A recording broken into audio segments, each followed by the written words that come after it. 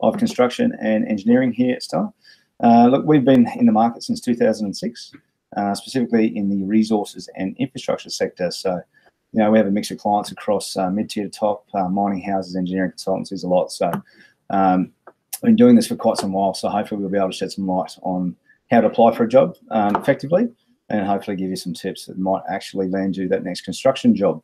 So we've got a lot of content to cover here today, with a lot of prepared questions.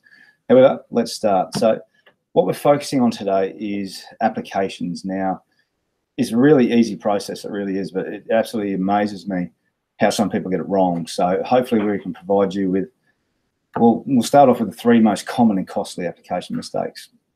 Number 1, you've got to read the advert. It's amazing how many people don't. It's amazing how many applications we receive, how many clients tell us that they receive, that people don't read the advertisement and they apply for the job anyway. What it does is serves as a frustration to either us or our clients when we're running through a whole heap of applications trying to find that one person who's going to be perfect for the job. And then basically we come up with someone, for example, today, that was a beautician on the Gold Coast who applied for a construction manager's role in the Bowen Basin. Now, fair play for having a crack, but sorry, you are not going to get the job. Anyway, so make sure you read the advert and make sure your skill sets match the criteria. It's very, very important. Look, you don't have to match 10 out of 10, but hey, look, you need to get 7 or above. Secondly, serial applicators, if you want to call them that, like people who just send you a CV to everything and everyone. Bad mistake. I can tell you, if you can't control your own CV, a client is very quickly to bin you, really. What happens there is, look, they get your CV from a number of job adverts themselves. Look, you do qualify for some or multiple jobs, that's absolutely great. However, if you engage certain people within the business, if you engage numerous recruiters and you don't tell them who you're working for, it is a very good chance that your CV is going to get across the hiring manager's desk on numerous occasions. If they receive this, very good chance they go, right, you can't control your CV, you don't respect the process, how you do that internally, and you're quickly forced to see your CV thrown in the bin. So be careful where you apply, specifically target where you apply, and make sure your criteria, you're ticking it all off.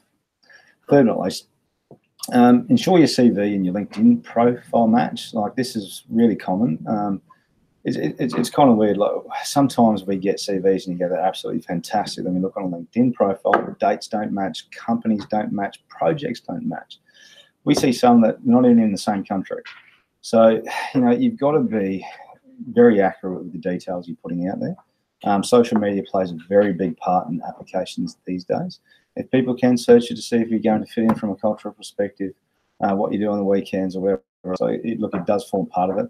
So just make sure that, your CV and your LinkedIn match, your dates match, your companies match, what your titles are. And the last thing they want to do is start second guessing that a lot of your content's actually untrue. So 3 common and costly application mistakes. Basically from here, look, I've got a lot of content I'm covering, which is why I'm looking down, because I'm reading to make sure I'm not missing anything. We've got 3 impactful tips now.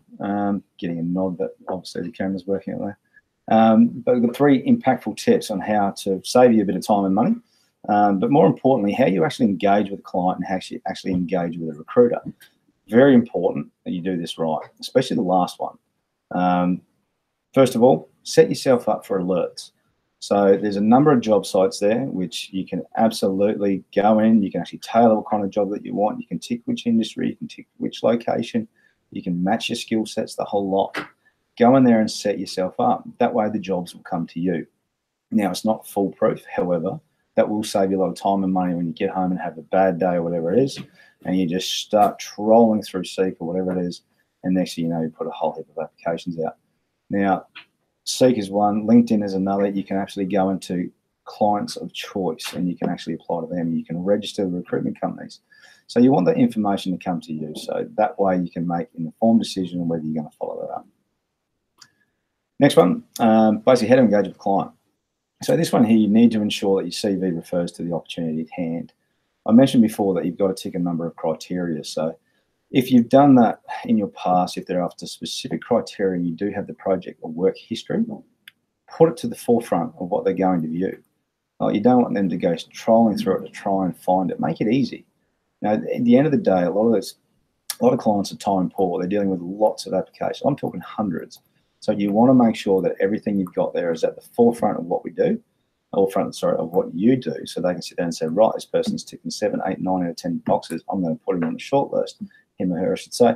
And you're going to get a call, hopefully, and that way you can start engaging with the client directly. Now, if you don't have enough of the correct experience in your CV, don't embellish and put it in there.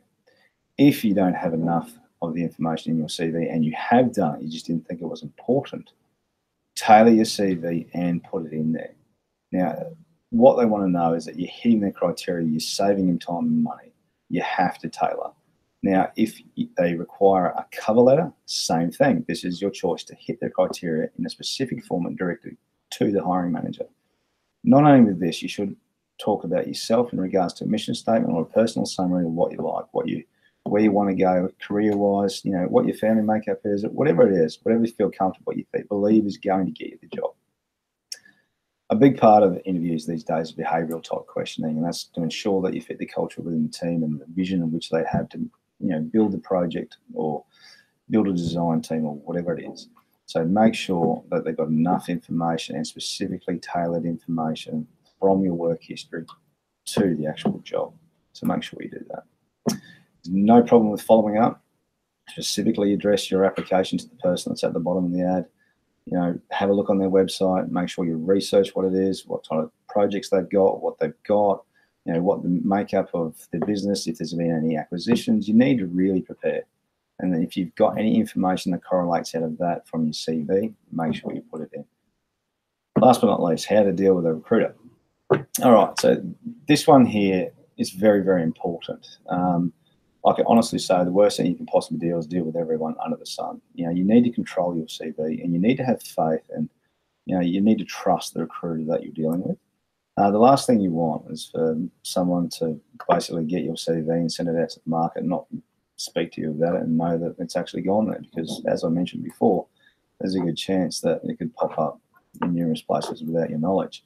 Seek profiles is a good one for this. Unfortunately, there are a lot of recruiters out there which will get a job brief on from a client. They'll immediately go to Seek profiles, find someone that they believe is right for the job, and then they will download their CV and send it straight to the client without you knowing. Now, this doesn't happen a lot. There is a rogue few. However, you want to make sure if you are going to upload details to Seek that you know what you're doing. And if you do Seek that people can access your CV, you need to be prepared. Secondly, when it comes to this, you must control your own CV. It is your CV. It is your responsibility. I suggest you engage with 1 or 2 people within the market as a recruiter. Make sure that they talk to you specifically about the role. If they don't have all the details, I would suggest you ask them to get it. You must feel comfortable that you're going to be representing you in the best possible light and put your best foot forward. So I implore you to make sure that you do your due diligence on whether they operate in the right markets, whether they have the client. And a really good question to ask a recruiter if they're going to represent you to a company is, do they have signed terms and conditions or the authority to represent you to that client? If they don't, there's every good chance that basically your CV is just getting sent across there to someone they may have just briefly met or anything else. I'm not saying this happens all the time or anything else. I'm just telling you there are some pitfalls. So speak to them, make sure they have your best career advice at heart, and then from there it's up to you to choose exactly who you go with. All right.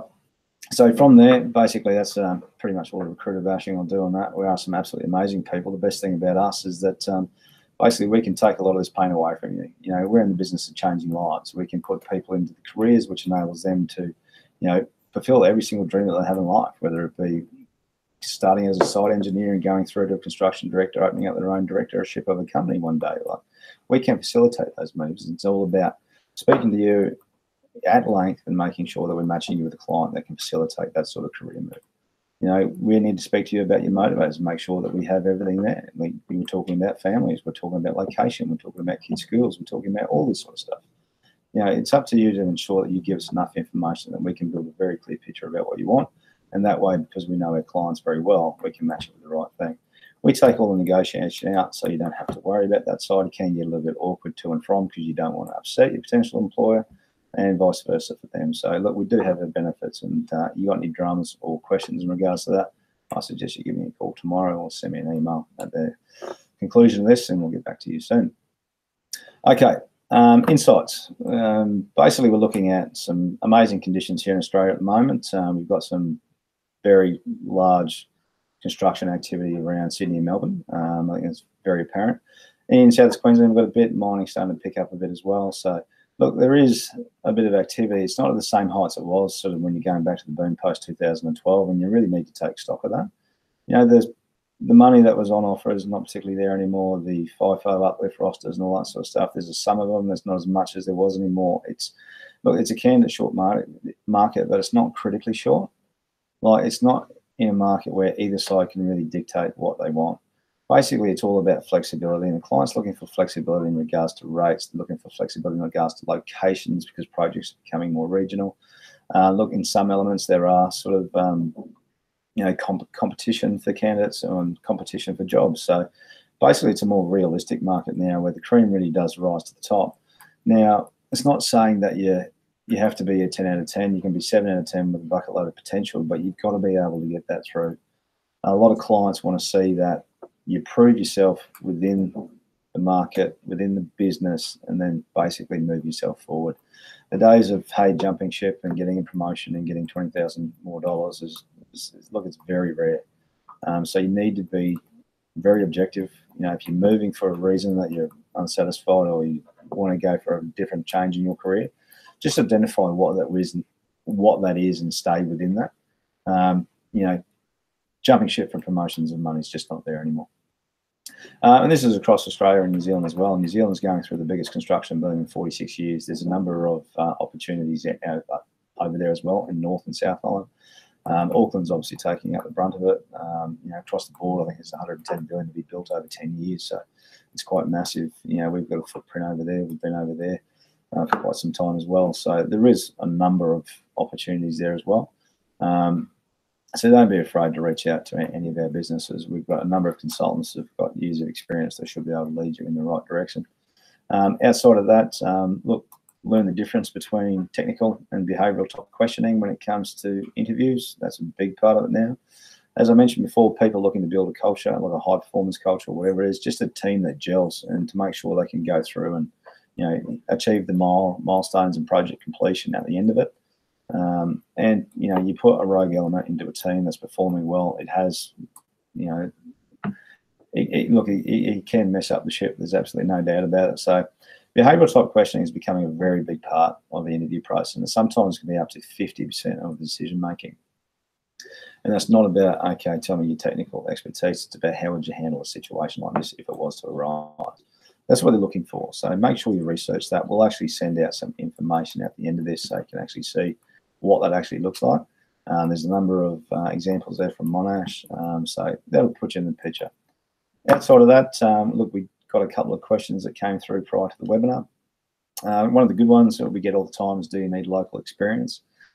Look, to be honest, in some occasions, yes, you absolutely do. Like if you've got to deal with a particular type of contract, you must have knowledge of it, otherwise the client will not be able to complete.